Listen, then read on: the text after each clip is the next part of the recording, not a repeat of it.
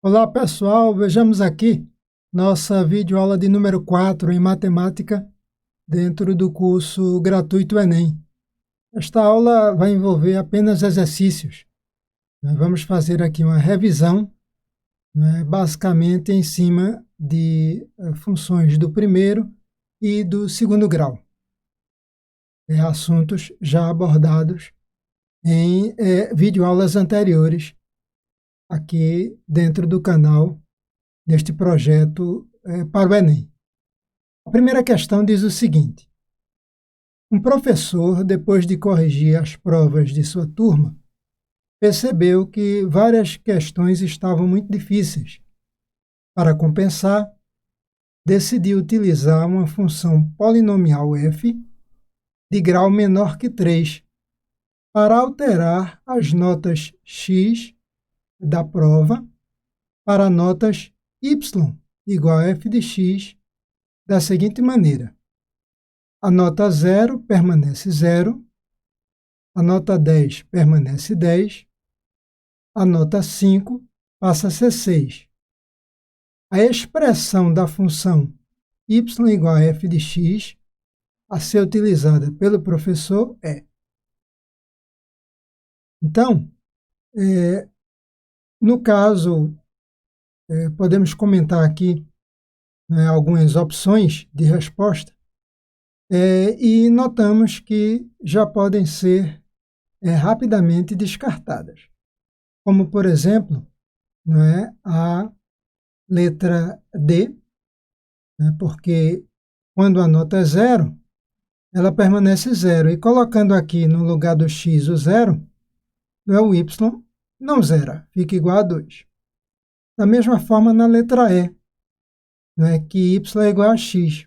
Então, vale para as duas primeiras situações, mas na terceira, em que a nota 5 pula para 6, não vale, já que y é igual a x. Ok? Então, vamos notar aqui que através da função que aparece na opção A, podemos verificar o seguinte: calculando o f de 0, o f de 10 e o f de 5, notamos que resulta, respectivamente, em 0, em 10 e em 6. Pois y de 0 é igual a menos 1 sobre 25, substituindo aqui na função da letra A, mais 7 quintos vezes 0. Então, 0 aqui e 0 aqui também. Resposta final, o y dá 0.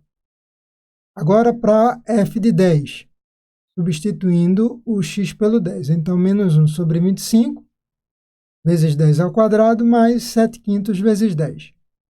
Aqui vai ficar 100, 10 ao quadrado é 100, menos 100 sobre 25, e aqui 70, 7 vezes 10, 70 sobre 5.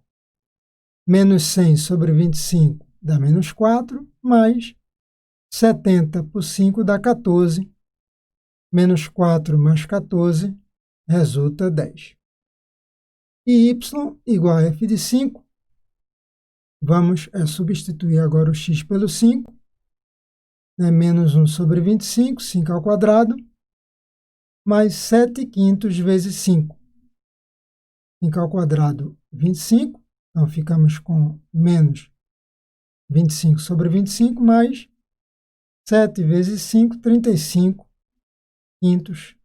Ou seja, 25 por 25 dá 1, menos 1, mais, e 35 por 5 dá 7, menos 1 mais 7, resulta 6. Então, logo, esta foi a função que o professor escolheu para alterar as notas. Portanto, letra A. Questão 2. Uma cisterna de 6.000 litros foi esvaziada em um período de 3 horas. Na primeira hora, foi utilizada apenas uma bomba, mas nas 2 horas seguintes, a fim de reduzir o tempo de esvaziamento, outra bomba foi ligada junto com a primeira.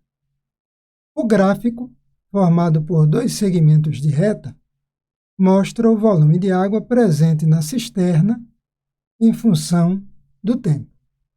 Então, temos aqui na situação gráfica o volume em função do tempo em horas.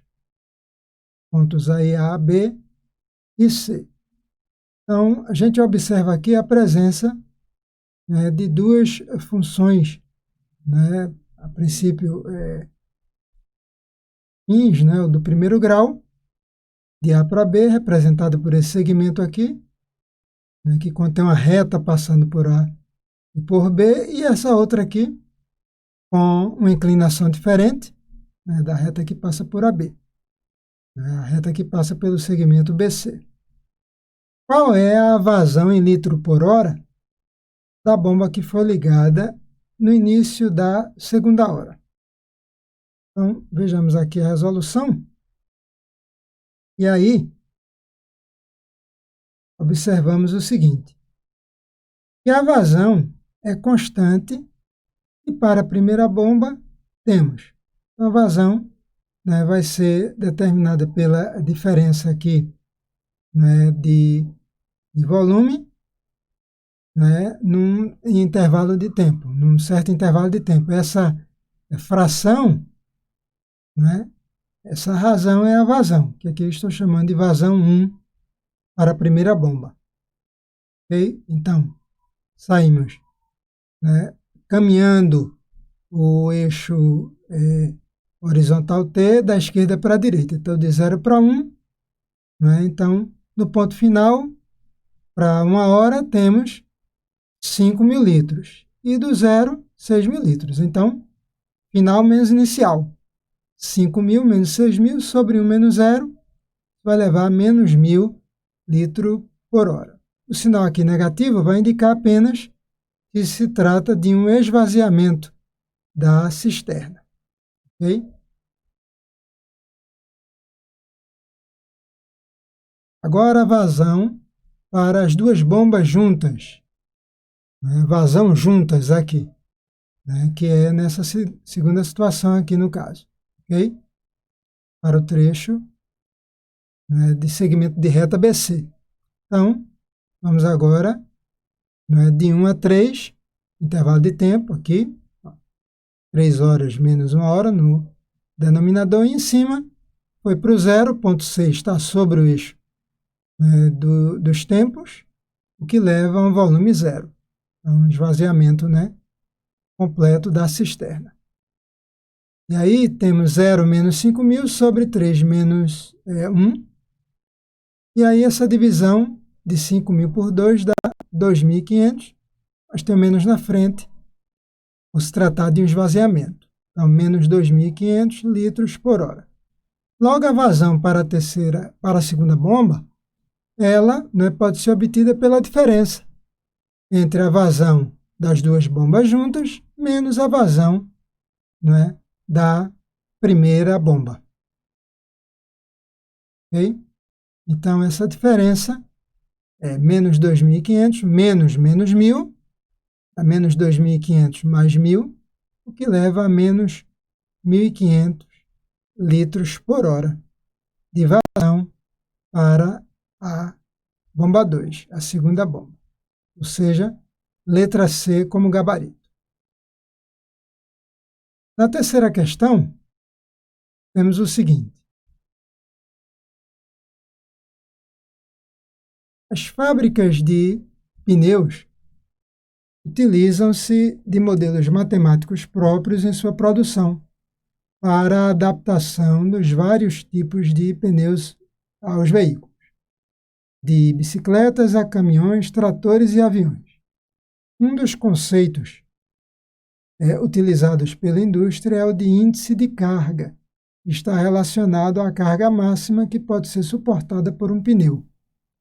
Uma empresa fabricante de pneus apresenta o seguinte quadro, relativo às cargas máximas suportadas por pneus cujos índices variam de 70 a 80. Então, há um comportamento regular em alguns intervalos, como se observa entre os índices de 70 e 74, que nós vamos analisar. Okay? Então, índice de carga 70, a carga máxima de 335 kg. Índice de carga 31, 345 kg e assim por diante. Então, para a resolução, temos aí o seguinte.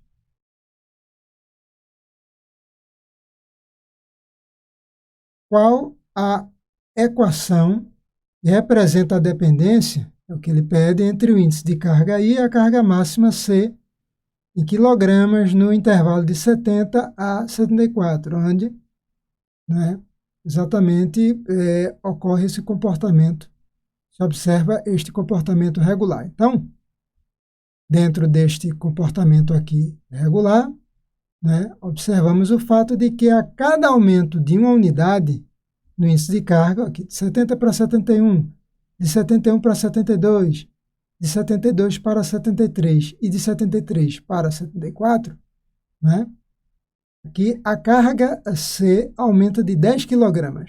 De 335 passou a 345, depois a 355, 365 para o índice de carga 73 e 375 para o índice I de 74. Okay? Então, tomemos, por exemplo, os pontos 335,70 e 375 com 74, ou seja, os extremos desse intervalo aí. E vamos usar uma função do tipo afim, relacionando o índice de carga e a carga máxima, onde A e B são duas constantes a serem determinadas. Pensando em uma reta, o A coeficiente angular e B o coeficiente linear, vistos na primeira videoaula aqui do canal, dentro do curso do Enem. Okay? Então, vamos resolver o sistema abaixo para as constantes A e B. Então, substituímos aqui cada ponto. Aqui é a carga, ou seja, é o C, e o segundo elemento aqui do par é o I. Então, substituindo cada ponto, montamos aqui um sistema com duas equações do primeiro grau, sistema de equações do primeiro grau, com duas equações e duas incógnitas, que é justamente o A e o B, que vai revelar qual é a função que descreve esse comportamento. Okay? Então, resolvendo para A e para B, encontramos A 1/10 e B 36,5. E aí voltamos e escrevemos a função. Resposta B. Só que aqui o detalhe é o sistema resolvido por adição. Como aqui tem mais B e mais B, vamos procurar eliminar a variável B, multiplicando por menos 1. Aqui vira variável, No problema são constantes. A princípio ali, mas aqui variável para o efeito de resolução. Então, multiplicando a equação de cima por menos 1, trocamos o sinal de todos os termos, ficamos aqui com menos 335, A menos B igual a menos 70, e A de baixo repetimos. Ao somarmos, cancelamos menos B com mais B, some, e menos 335 com mais 375 dá 40A positivo, e menos 70 mais 74 dá 4, o que leva a C4. 40avos, simplificando por 4, numerador e denominador, temos que A é 1/10. B, podemos calcular, pegando, por exemplo, esta equação aqui de baixo, isolando B, vai ficar 74 menos 375 vezes o A, só que o A é 1/10. Okay? Então, 74 menos 375 dividido por 10 dá 37,5. Portanto, esta diferença, 74 menos 37,5 dá para B 36,5, o que leva reforçando aí o gabarito, letra B. O A é 1/10, então, substituindo C sobre 10 e o B, né, 36,5. Questão 3. A última questão, questão 4, temos o seguinte. Um boato tem um público-alvo e alastra-se com determinada rapidez. Em geral, essa rapidez é diretamente proporcional ao número de pessoas desse público que conhece o boato e diretamente proporcional também ao número de pessoas que não o conhecem. Em outras palavras, sendo R a rapidez de propagação, P o público-alvo e X o número de pessoas que conhecem o boato, tem-se.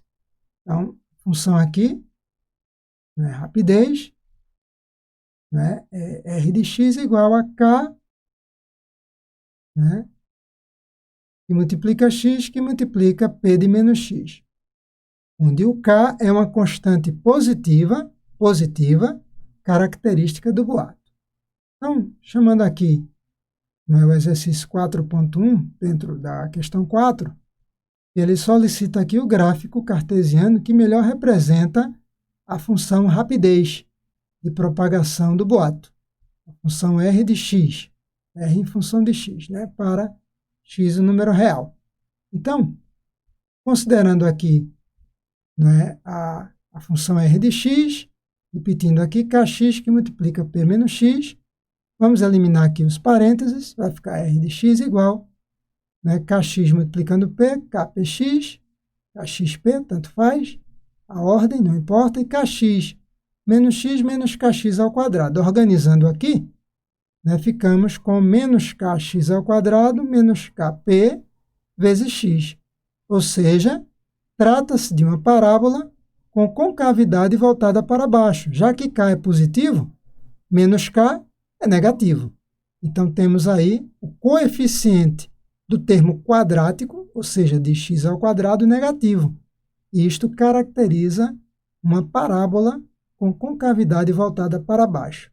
Vimos isto aí na videoaula 2, no estudo de função do segundo grau, quadrática. Okay? Então, já temos uma noção do comportamento, né, gráfico, né? Então, no contexto do problema, né, será a letra E. Né? Mas aqui, vamos detalhar mais um pouco aqui. R de x igual a Kx, que multiplica P menos X. E vamos ver aqui o seguinte.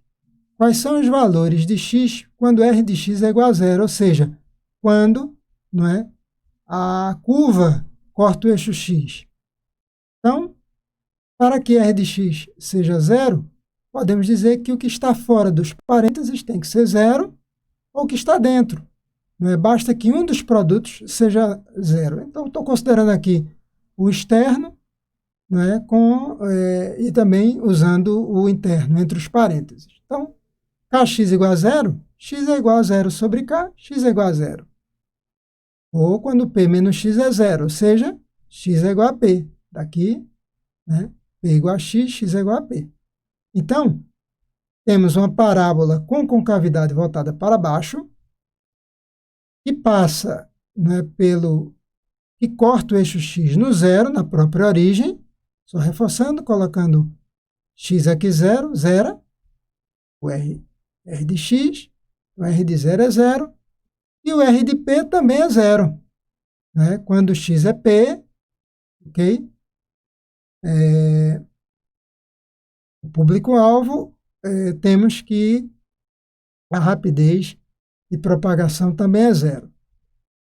O vértice, né, tem essa característica. Quando conhecemos as raízes, a média aritmética dá o x do vértice. Então, não precisamos nem colocar na fórmula menos b sobre 2a. 0 mais p dá p. Dividido por 2, p sobre 2. Fica na metade das raízes, né, entre as raízes e na metade. Né? E esta informação vai ser utilizada, né, para calcularmos o x aqui no item 4.2, dentro da questão, né, 4. Considerando o modelo acima descrito, se o público-alvo é de 44 mil pessoas, ou seja, o P, então a máxima rapidez de propagação ocorrerá quando o boato for conhecido por um número de pessoas igual a. Então, X aqui, que é o número de pessoas que tomam conhecimento do boato, vai ser P sobre 2, no vértice, que leva à rapidez máxima. Ok?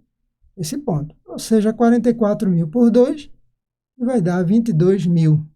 Número de pessoas, né, que tomam conhecimento do boato. Ok, pessoal? Então, letra B, né, para 4.2 e letra E, aqui, o gráfico, uma parábola com concavidade voltada para baixo, respondendo o item 4.1 desta questão 4. Ok? Então, uma videoaula, né, de revisão, né, abordando funções do primeiro e do segundo grau. Em breve, continuando as revisões, né, na sequência, nós vamos voltar a falar na função exponencial, okay? Que já foi dada na videoaula 3. Então, esta é a videoaula 4, acompanhe o projeto, né? Conto com a sua inscrição no canal, incentivando, né, mais videoaulas, incentivando este projeto. Desejo a todos sempre bons estudos, boa preparação, sucesso nos exames e até a próxima videoaula. Um abraço a todos.